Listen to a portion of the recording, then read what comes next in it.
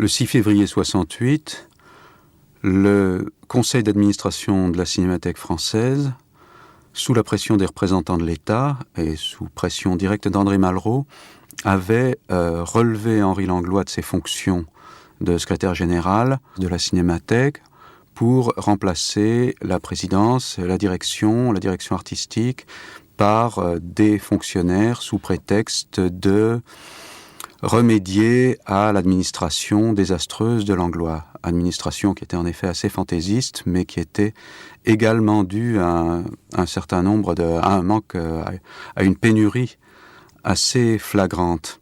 Très rapidement, il y a eu des réactions extrêmement passionnées et violentes, et donc une semaine après ce renvoi, une manifestation devant Chaillot, des télégrammes de réalisateurs du monde entier interdisant de présenter leurs films dans la cinémathèque de l'État, la cinémathèque, ce qu'on appelait la cinémathèque Barbin, du nom du délégué général qui avait été nommé, et cette manifestation, donc, avec des cinéastes, Truffaut en premier, qui passaient 3-4 heures par jour à travailler pour le comité de défense de la cinémathèque, manifestation en fin d'après-midi qui se termine de manière assez invraisemblable par une charge de police.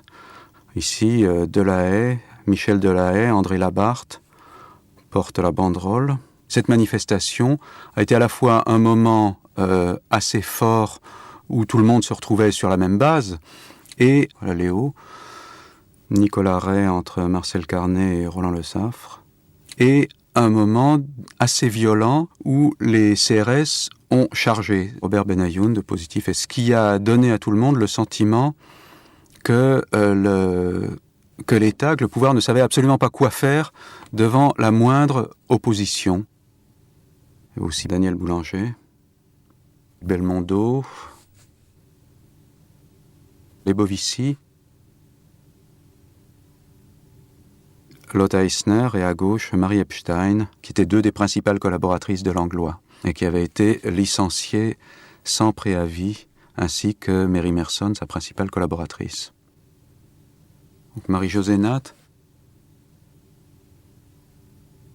Barbet Schröder,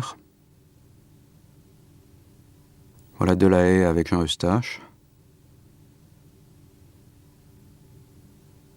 encore Carnet, Nicolas Ray, qui était le cinéaste américain à Paris et qui a été très très véhément dans sa défense de Langlois, qui a dit des choses assez rares. Ici Pierre Cast avec Alain Resnais.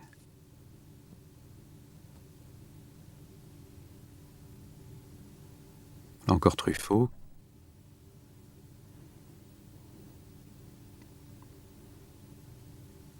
Voilà, on ne voit pas grand-chose de cette charge de police, qui était une chose assez invraisemblable, une charge de CRS contre des cinéastes, des comédiens. Enfin, c'est un truc assez étonnant, et je pense que c'est ce qui a rendu la chose très tendue. Sans ça, ça aurait peut-être été une défense un peu folklorique.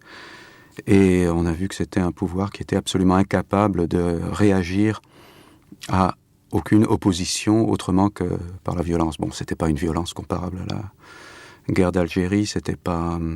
Maurice Papon était plus préfet.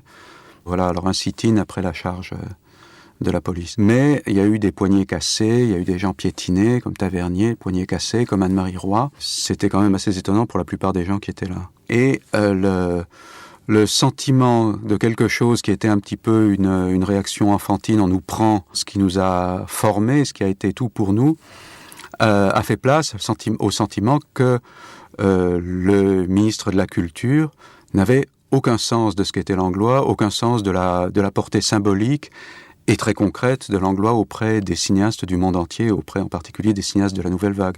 Mais la présence de Nicolas Ray, le fait que Fritz Lang et Chaplin étaient parmi les premiers à télégraphier, et Dreyer étaient parmi les premiers à télégraphier leur soutien à Langlois, leur interdiction de montrer leurs films, indiquait qu'il s'agissait que ça allait un peu au-delà du pittoresque d'un incident culturel.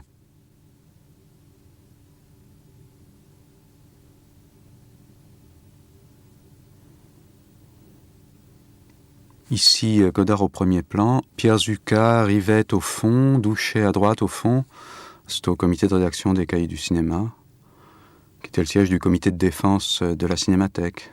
On passait des heures et des heures par jour pour réunir des signatures et pour demander aux réalisateurs de soutenir, d'interdire la projection de leurs films, etc. Claude de Givray. Donc encore Douchet et Godard.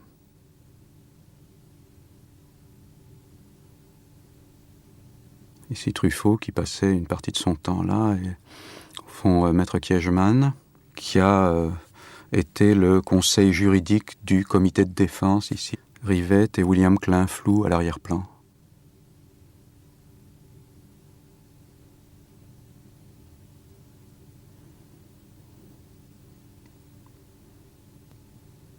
Eustache.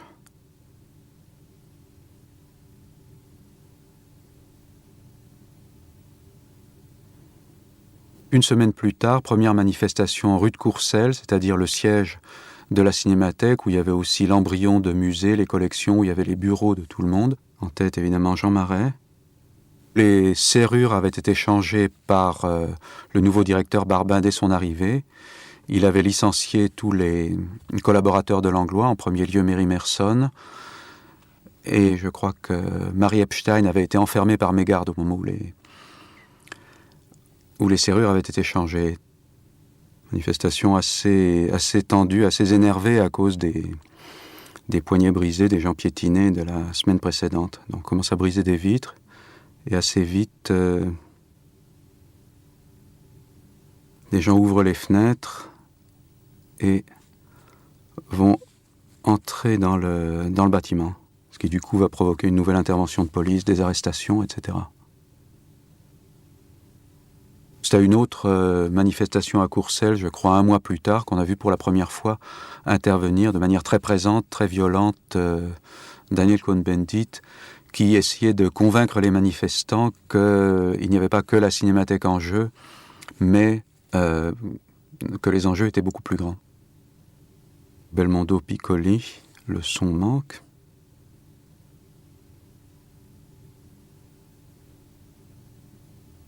L'intervention de la police appelée par les occupants de l'immeuble ou par les occupants à l'époque légitimés par l'Assemblée générale.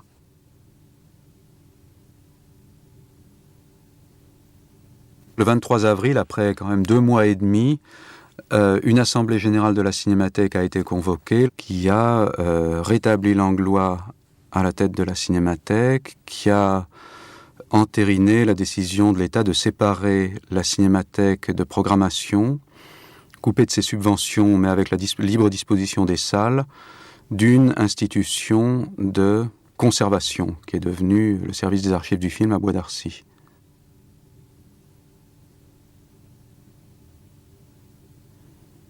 Et un peu plus tard, voici la réouverture de la salle de Chaillot, je crois en juin-juillet, fin du printemps.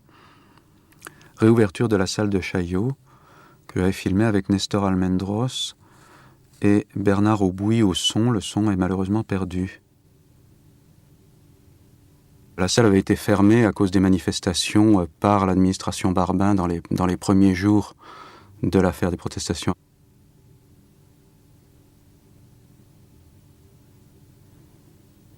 Voilà Eustache qui bavarde avec Rivette.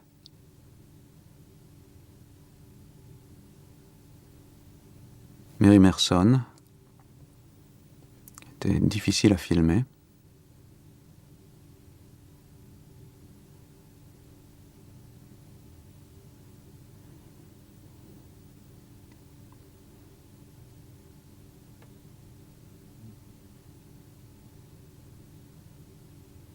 Donc là, l'opérateur était Nestor Almendros. Je lui avais demandé de faire un seul plan, de descendre les escaliers avec Langlois, qui était un peu étonné, qui lui a dit ensuite « Je ne comprenais pas pourquoi vous vouliez me filmer l'oreille ».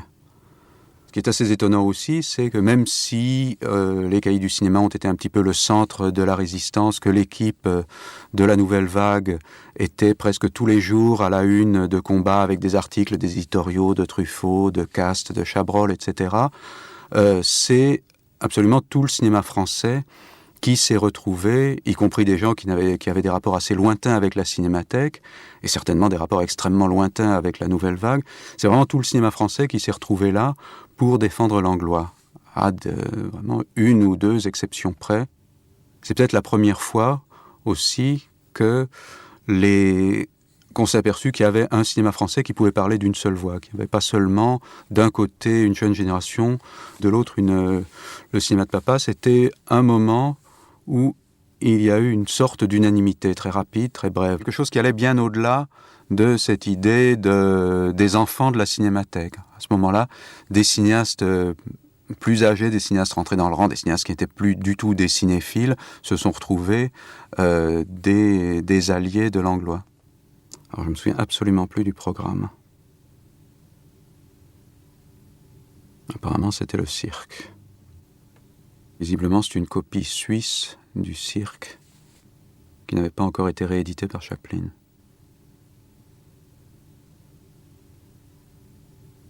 La Terre, cinéma égyptien, un film français, Les Vampires, Jean-Pierre Rassam et Langlois.